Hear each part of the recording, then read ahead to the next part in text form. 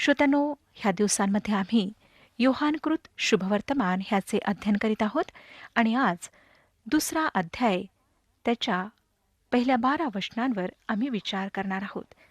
नवीन करार जर आहे तर अवश्य उघडा योहानकृत शुभवर्तमान दुसरा अध्याय. ह्या अध्यायाची सुरुवात काना येथील लग्नाविषयी वृत्तांत देऊन करण्यात आलेली आहे. काना येथील विवाहामध्ये प्रभू येशू चिन्ह दाखवतो. प्रभू येशूला जेव्हा काना येथील विवाहात आमंत्रित करण्यात आले तेव्हा त्याने पहिले चिन्ह दाखवले, पहिला चमत्कार केला. 11व्या वचनात सांगण्यात आलेले आहे, येशूने गालिलातील काना येथे आपल्या चिन्हांचा हा प्रारंभ करून आपले गौरव प्रगट केले आणि त्याच्या शिष्यांनी त्याच्यावर विश्वास ठेवला. येशूने गालिल येथील काना विवाहात आपल्या चिन्हांचा प्रारंभ केला. ह्यावरून हे स्पष्ट होते की त्याने गालिल येथील काना गावात आपले पहिले चिन्ह दाखवले. ह्यामध्ये विलक्षण गोष्ट म्हणजे श्रोत्यानो, जो प्रारंभी देवासह होता व जो देव होता तो अनंतातून आला, देही झाला आणि 30 वर्षे नासरेतमध्ये वाढला आणि आता काना येथे लग्नात भाग घेण्याकरिता तो ह्या ठिकाणी आलेला आहे. पुन्हा योहान वेळ व अंतरिक्ष ह्यांना ह्या ठिकाणी जुळवत आहे. तो म्हणतो 3ऱ्या दिवशी. आता आमचा प्रभू आपले सेवा कार्य सुरू करीत आहे.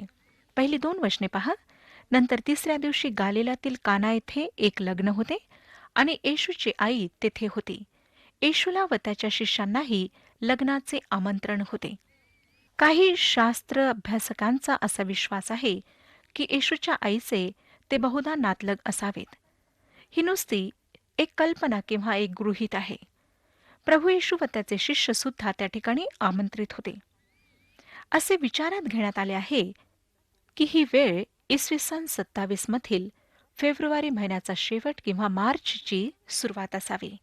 मनोवेधक गोष्ट म्हणजे योहान फार काळजीपूर्वक स्थळांचा उल्लेख करतो. योहानाच्या शुभवर्तमानात मरियेला येशूची आई असे संबोधण्यात आले आहे, मरिया नाही. असाधारण अशा विनंतीला घेऊन ती येशूकडे येते. ती त्याला काय म्हणते पहा 3ऱ्या वचनात. मग द्राक्षारस संपला तेव्हा येशूची आई त्याला म्हणाली, त्यांच्याजवळ द्राक्षारस नाही. ह्या ठिकाणी द्राक्षरसाविषयी प्रश्न उपस्थित होतो. श्रोत्यांनो, लक्षात घ्या की त्या काळात द्राक्षरस भोजनातील एक महत्वाचा घटक मानण्यात येई. परंतु दारू पिणे मात्र पूर्णपणे चुकीचे किंवा वाईट मानण्यात येई. हे सुद्धा खरे आहे की द्राक्षरसाला लेवी विधीमध्ये उपयोगात आणण्यात येई. ते पेयार्पण असे. ह्यासोबत दारू पिण्याचा आणि झिंगण्याचा विचार कुठे जुळलेला नाही. विवाह धार्मिक विधी असे व हे लोक जुन्या करारावर विश्वास ठेवणारे होते. ह्या विवाह प्रसंगी उन्मादाला, झिंगण्याला कुठल्याही प्रकारे कशाही प्रकारे स्थान नव्हते. विवाह येणाऱ्या दुसऱ्या विवाहाचे एक चित्र आहे. विवाहसमयी ख्रिस्ताने आपल्या सेवेची सुरुवात केली. मंडळीच्या संबंधातून जर आम्ही पाहिले तर तो ही सेवा विवाहाद्वारे पूर्ण करणार आहे. कोकऱ्याच्या विवाह प्रसंगी मंडळीला वधू म्हणून त्याला सादर करण्यात येणार आहे. मोशेने दाखविलेले पहिले चिन्ह पाण्याला रक्तात बदलणे होते. ख्रिस्ताचे पहिले चिन्ह पाण्याला द्राक्षरसात बदलवणे होते. नियम मोशेद्वारे देण्यात आलेत, परंतु कृपा आणि सत्य येशू ख्रिस्ताद्वारे. किती हा परस्पर विरोध ह्या ठिकाणी आम्हाला दिसतो. मरियेच्या ह्या वाक्याद्वारे ती काय सांगू इच्छित होती हे लक्षात घेण्यासारखे आहे. पहिली लक्षात घेण्यासारखी गोष्ट ही श्रोत्यानो की हे कुटुंब गरीब होते. त्यांच्याजवळ जे आमंत्रित लोक होते त्यांना देण्यासाठी पर्याप्त नव्हते. मरिया येशूला म्हणते की तू चिन्ह दाखव, हीच योग्य वेळ आहे. आपल्या स्मरणात असेल श्रोत्यानो की जेव्हा गब्रिएलने मरियेला दर्शन देऊन सांगितले की तुला एक पुत्र होईल, तेव्हा तिने त्याला प्रश्न केला होता की हे कसे होईल, कारण मला पुरुष ठाऊक नाही. लूक शुभवर्तमान 1 अध्याय आणि 34 वचन सांगतं. गब्रिएलने तिला हे स्पष्ट केले की पवित्र आत्मा तुझ्यावर येईल व ज्याचा जन्म होईल त्याला पवित्र देवाचा पुत्र असे म्हणतील. तिने आपला विश्वास आणि अधीनता असे म्हणून दर्शविले की पहा, मी प्रभूची दासी, आपण सांगितल्याप्रमाणे हो. त्या क्षणापासून व मधातल्या काळात तिच्या कुमारीपणाविषयी लोकांच्या मनात फार मोठा प्रश्न होता. येशूविषयी सुद्धा लोकांनी प्रश्न उपस्थित केला. ह्या ठिकाणी ती म्हणत आहे की ही संधी आहे की तू चिन्ह दाखव आणि हे लोकांसमोर प्रदर्शित कर, प्रगट कर, की जेव्हा कुमारीपासून तुझा जन्म झाला, हे मी म्हटले, तेव्हा मी अगदी खरी होते. माझे चरित्र अगदी शुद्ध आणि पवित्र होते. तू जो आहेस त्याविषयी मी जो दावा केला तो तूच आहेस हे दाखविण्याची ही फार चांगली संधी आहे. ही तू गमावू नकोस. परंतु श्रोत्यांनो, आम्हाला दिसतं की येशू तिला फार स्पष्टपणे काय उत्तर देतो. 4थ्या वचनात येशू तिला म्हणाला, बाई, ह्याच्याशी तुझा माझा काय संबंध? माझी वेळ अजून आली नाही. त्याचे म्हणणे असे होते की हा तो प्रसंग नाही आणि हे स्पष्ट करण्याचे कार्य मी ह्या ठिकाणी करणार नाही. श्रोत्यानो, जेव्हा प्रभू येशू ख्रिस्त वधस्तंभावर खिळलेला होता आणि त्याची आई वधस्तंभाच्या पायथ्याशी उभी होती, तेव्हा त्याने खाली तिच्याकडे पाहून म्हटले, बाई, पहा, हा तुझा पुत्र. त्यावेळी त्याची वेळ आली होती. 3 दिवसानंतर तो मृत्यूतून जिवंत होणार होता. जेव्हा शिष्य वरच्या खोलीत त्याच्या पुनरुत्थानानंतर एकत्रित झाले, तेव्हा मरियेने चोहोवार दृष्टी टाकून प्रत्येक शिष्याला हे सांगण्याचा प्रयत्न केला की मी तुम्हाला सांगितले होते ना की हा देवाचा पुत्र आहे म्हणून. पॉल रोमकरासपत्र 1 अध्याय आणि 4थ्या वचनामध्ये म्हणतो, पवित्रतेच्या आत्म्याच्या दृष्टीने तो मृतांच्या पुनरुत्थानाच्या द्वारे पराक्रमाने देवाचा पुत्र असा निश्चित ठरला. होय श्रोत्यानो, येशू ख्रिस्ताचे पुनरुत्थान अति महत्वाचे आहे. पुनरुत्थानाच्या द्वारे पराक्रमाने तो देवाचा पुत्र असा निश्चित ठरला. मरिया ह्या ठिकाणी त्याला म्हणत आहे की तू असे काही कर ज्याद्वारे तू कोण आहे हे प्रगट होईल आणि तिच्या नावावर जो एक धब्बा लागलेला आहे तो दूर होईल. परंतु तो म्हणतो की तो अगदी तेच करील, पण ह्या प्रसंगी नाही. ती वेळ अजून आलेली नाही. ती घटका तेव्हा आली श्रोत्यानो, जेव्हा तो पुनरुत्थित झाला आणि त्यावेळेला तो कोण आहे हे स्पष्ट झाले. विसरू नका की पुनरुत्थान त्याच्या कुमारिकेपासूनच्या जन्माला सिद्ध करते. श्रोत्यानो, ख्रिस्त जयंती प्रभू येशू ख्रिस्ताच्या पुनरुत्थानाशी जुळलेली आहे. कारण त्याने जो तो आहे, जो त्याने दावा केला होता तोच तो आहे हे पुनरुत्थानाच्या वेळी प्रगट केले. 5वं वचन पहा काय सांगतं. त्याची आई चाकरांना म्हणाली, हा तुम्हाला जे काही सांगेल ते करा. जरी प्रभू येशूने असे उत्तर दिले की माझी वेळ अजून आली नाही, तरी मरिया चाकरांना म्हणते की हा तुम्हाला जे काही सांगेल ते करा. हा किती चांगला सल्ला मरियेने चाकरांना दिला. श्रोत्यानो, पुष्कळदा जी आई असते ती आपल्या लेकरांना योग्य सल्ला देत नाही, परंतु योग्य सल्ला हा फार महत्वाचा असतो. ह्या ठिकाणी आम्हाला दिसतं की मरिया एक योग्य सल्ला ह्या लोकांना देत आहे.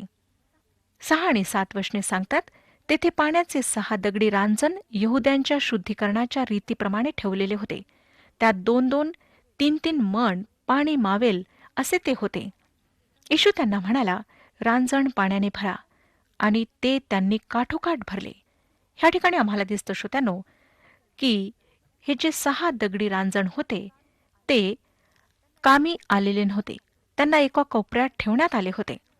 कदाचित त्यांच्यावर धूळ जमली असेल, ते फार जुने झाले असतील, परंतु ह्या 6 दगडी रांजणाकडे आमचे लक्ष आता वेधण्यात येत आहे. हे जे रांजण होते ते विधिव्रत शुद्धीकरणासाठी उपयोगात आणल्या जात. 8 आणि 10 वचने सांगतात, मग त्याने त्यांना सांगितले, आता त्यातले काढून भोजन कारभाऱ्याकडे न्या. तेव्हा त्यांनी ते नेले. द्राक्षारस बनलेले पाणी भोजन कारभाऱ्याने जेव्हा चाखले, तो द्राक्षारस कोठला आहे हे त्याला ठाऊक नव्हते, पण पाणी काढणाऱ्या चाकरांना ठाऊक होते.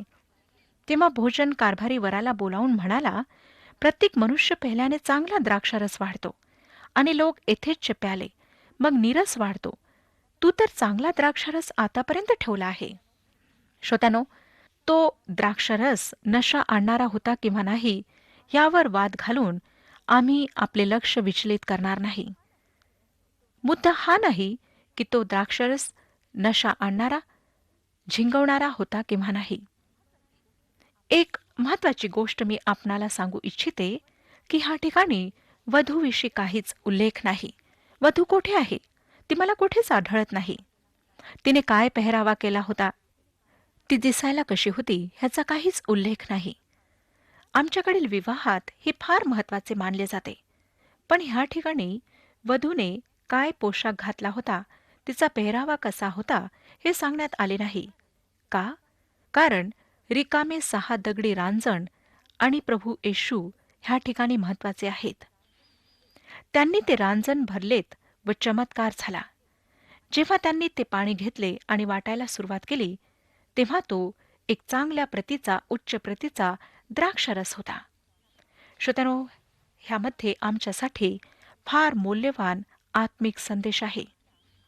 येशू आज आम्हाला त्या पाण्याच्या रांजणांप्रमाणे उपयोगात आणतो. आम्ही जुने, चिपकलेले असे पाण्याचे रांजण आहोत. आमच्यामध्ये काहीच आकर्षण नाही. खरे पाहता एका बाजूला आम्हाला करून कोपऱ्यात ठेवण्याची आमची लायकी आहे. परंतु तरीसुद्धा तो आमचा उपयोग करून घेऊ इच्छितो. तो आम्हाला पाण्याने भरू इच्छितो. आता हे पाणी काय आहे? श्रोत्यानो, हे पाणी देवाचे वचन आहे. तो देवाच्या वचनाने आम्हाला भरू इच्छितो. देवाच्या वचनाने आम्हाला भरल्यानंतर तो अपेक्षितो की ते आम्ही इतरांना वाढावे. जेव्हा हे पाणी आमच्यातून निघून इतरांपर्यंत पोहोचते, तेव्हा ते त्यांच्यासाठी एक द्राक्षरस बनते. आनंद देणारा द्राक्षरस. पवित्र आत्म्याच्या कार्याद्वारे एक आत्मिक आनंद त्या व्यक्तीला त्या वचनाच्याद्वारे प्राप्त होतो. इफिस्कारास पत्र 5 अध्याय आणि 18 वचन सांगतं. इफिस्कारास पत्र 5 अध्याय आणि 18 वचन. द्राक्षरसाने मस्त होऊ नका.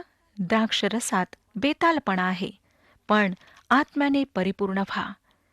श्रोत्यानो, ह्या ठिकाणी फार स्पष्टपणे सांगितलेलं आहे की आम्हाला आत्म्याने परिपूर्ण व्हायचे आहे. जेव्हा आम्ही स्वतः देवाच्या वचनाने भरून जातो आणि आमच्याद्वारे हे वचन इतरांपर्यंत पोहोचते, तेव्हा पवित्र आत्मा ते वचन घेऊन प्रत्येक व्यक्तीच्या जीवनात त्याद्वारे चमत्कारिक रीतीने कार्य करतो. आता कशा प्रकारे ह्याचा उलगडा आपणाकरिता करावा हे मला कळत नाही. परंतु श्रोत्यानो, मी हे ठामपणे सांगू इच्छिते की अनेक लोकांच्या जीवनात आज कार्य होत आहे, कार्य झालेले आहे आणि कार्य होणार आहे. माझ्याकडे अनेक श्रोत्यांची पत्रे हा कार्यक्रम ऐकल्यानंतर येतात आणि श्रोता लोक सांगतात की ह्या कार्यक्रमाच्याद्वारे देवाचे वचन ऐकून आमचे तारण झाले, आमचे जीवन परिवर्तित झाले. आता हे सुद्धा लक्षात घ्या की अशा लोकांपर्यंत कोणीच व्यक्तिगतपणे जात नाही. फक्त कार्यक्रमाच्याद्वारे देवाचे वचन ऐकून त्यांना ही खात्री पटते की प्रभू येशू ख्रिस्त तारणार आहे. प्रभू येशू ख्रिस्तच त्यांना पापांपासून मुक्ती देणार आहे. तोच त्यांना शांती पुरवणार आहे. श्रोत्यांनो, मी हे स्वतःहून सांगत नाही, परंतु ह्याकरिता माझ्याजवळ अनेक साक्षी आहेत. अनेक लोकांचे अनुभव मी आपणाला सांगू इच्छिते की त्यांच्या जीवनात कशा प्रकारे शांती त्यांनी प्राप्त केली, कशा प्रकारे त्यांना आनंद प्राप्त झाला, त्यांच्या जीवनामध्ये कशा प्रकारे परिवर्तन आले, अनेक कुटुंबामध्ये देवाने कशा प्रकारे कार्य केले. आता मला हे समजत नाही. मला हे माहीत आहे की मी एक फक्त जुने, खराब झालेले रांजण आहे आणि माझ्यामध्ये परमेश्वराचे वचनरूपी थोडेसे पाणी आहे. आणि जसे जसे हे पाणी मी दुसऱ्यांना देते, तेव्हा ते पाणी त्यांच्यासाठी आनंदाने भरपूर असा द्राक्षरस बनते. श्रोत्यानो, आज परमेश्वर आपणाला सुद्धा ह्या वचनरूपी पाण्याने भरू इच्छितो.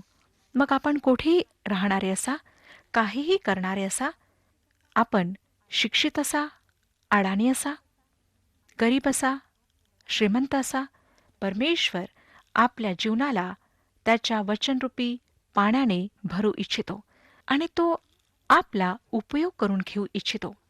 आता नंतर पुढे आपण 11 आणि 12 वचने वाचूया. येशूने गालिलातील काना येथे आपल्या चिन्हांचा हा प्रारंभ करून आपले गौरव प्रगट केले आणि त्याच्या शिष्यांनी त्याच्यावर विश्वास ठेवला. श्रोत्यानो, आम्हाला दिसतं की हा त्याच्या कार्याचा प्रारंभ होता आणि कशा प्रकारे त्याचे कार्य पाहून शिष्यांनी त्याच्यावर विश्वास ठेवला. 12वं वचन, त्यानंतर तो, त्याची आई, त्याचे भाऊ व त्याचे शिष्य खाली कफरनहूमास गेले, परंतु तेथे ते फार दिवस राहिले नाहीत.